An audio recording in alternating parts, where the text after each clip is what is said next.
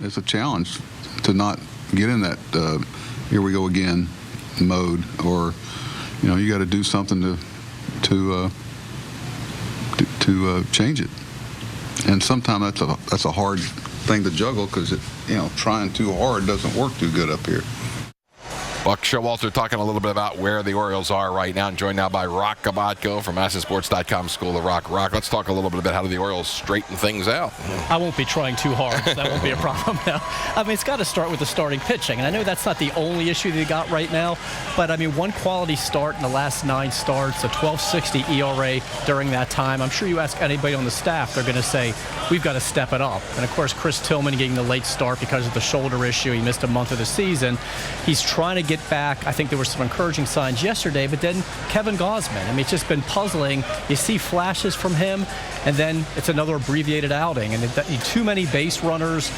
When they get on base, he's having trouble with damage control. And, I talked with Dan Duquette yesterday because, he's taking some heat for not doing more to address the rotation, even though he did make depth moves with Alec Asher, Gabriel Noah, among others. And, he said, hey, remember, we were counting big on Tillman and Gausman, and they're going to be good again. We know it. But they had a 4 WAR last year, and they're both on the negative side of the ledger this year, and that's just not going to get it done.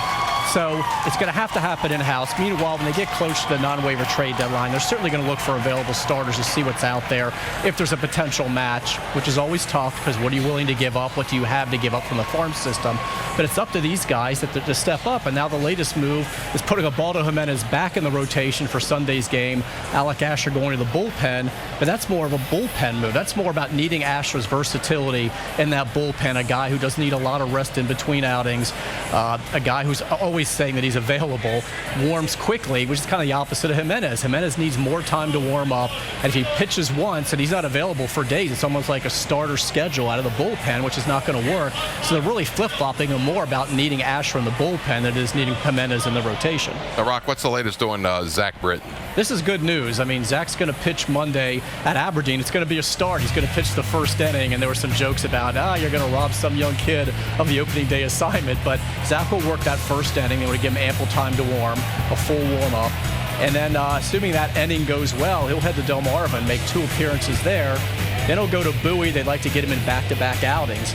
And then otherwise, we're just going to keep waiting for, Buck to maybe reveal the targeted date. He said it's not going to be July 1st, but it should be before the All-Star break. We do know that much. He threw a 22-pitch bullpen yesterday at Frederick. It went very well. He just said he has to work on commanding his pitches now, but no issues with the forearm, none with the elbow.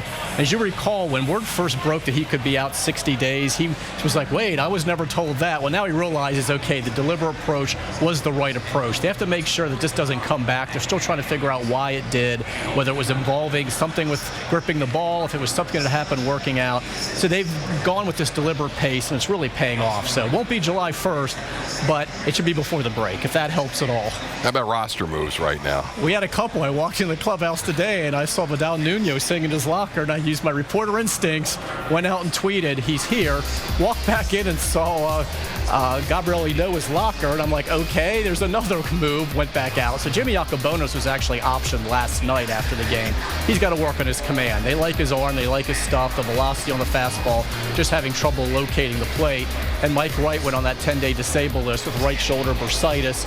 He had an MRI. They were studying the results today, and he may need a cortisone injection. He wasn't going to be available either way for a few days, and they can't afford to be shorthanded. And it's a shame because Wright's been pitching pretty well, and of course he ends up getting hurt. So they have to make 2 more bullpen moves. There are opportunities here, jobs to be won, opportunities to be seized, and they're waiting for people to do it. Wright was kind of showing that maybe he was going to be that guy. Yacobonis wasn't. Tyler Wilson wasn't when he was up here. A couple other guys. They really would, as much as they love the flexibility of the bullpen and that shuttle back and forth, they'd really like to get some stability in that bullpen, and they're hoping Asher, for example, can provide that. As always, we appreciate the great information. Check out Roch on MASNsports.com.